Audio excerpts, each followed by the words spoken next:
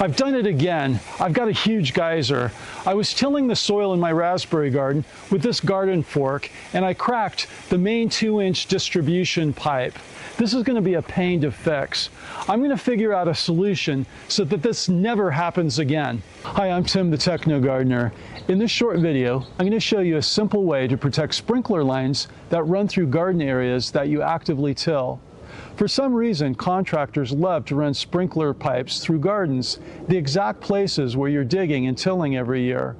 I've already cracked pipes twice this year, once in the flower garden in front of my house, and now here in this raspberry garden. Before this turns into an even bigger flood, I'm going to shut off the main valve, repair the broken sprinkler pipe, and then show you my solution for preventing this from happening again.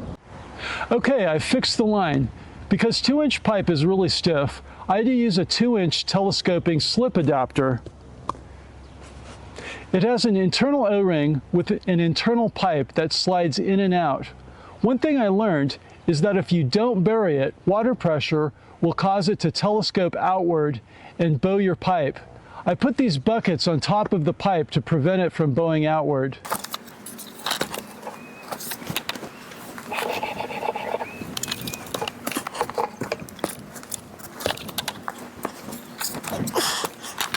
Since I already had to cut out part of the line, I've also taken the opportunity to add a brand new sprinkler valve here.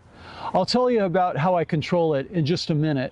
I want to prevent this from happening again, and I think I've come up with a really good solution. I looked around to see if anyone else is using a similar solution and couldn't find anything. I should mention that I'm Tim, an electrical engineer that applies engineering principles to gardening.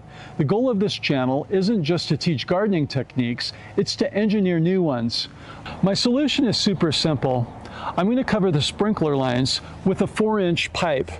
I'm going to cut this in half lengthwise and then cut it into segments.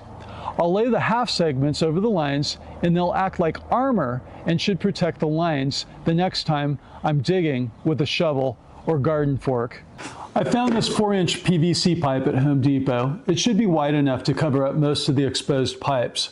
I'm going to cut it in half with a saw and into 2 to 3 foot segments. I don't want a single 10-foot length because if there's a problem, I only have to dig up 3 feet rather than trenching 10 feet of a garden. Okay, let's get started cutting.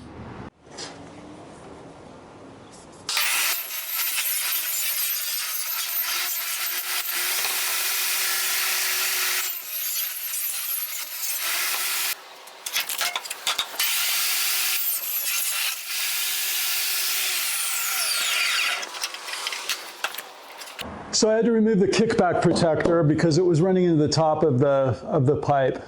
So let's get going again.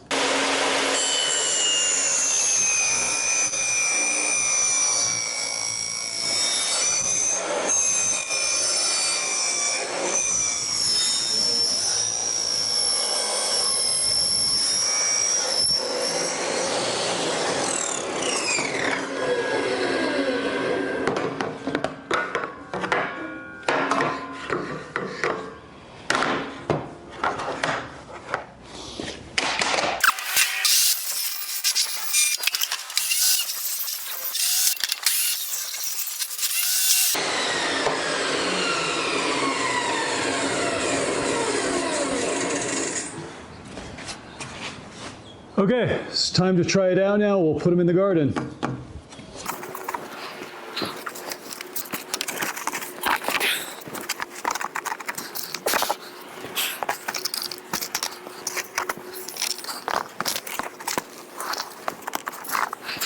These 4-inch pipes cover the lines nicely. It's now time to backfill the soil. The next time I till this garden, the pipe should protect it really well from shovels and garden forks. I promised to tell you about how I control that new valve. Since I don't have wires running to that area, I'm using a wireless, battery-powered sprinkler controller from Vegetronix. It's Wi-Fi enabled and designed to use very little power. The valve itself is a latching valve, which means it only draws power for a few milliseconds when it switches on or off. Because of that, this battery pack should last for more than a year. The controller also has an input for a soil moisture sensor, which helps make sure I don't overwater the raspberry plants. That's critical for keeping them healthy. Once the sensor detects that the soil has reached the right moisture level, it shuts the valve off automatically.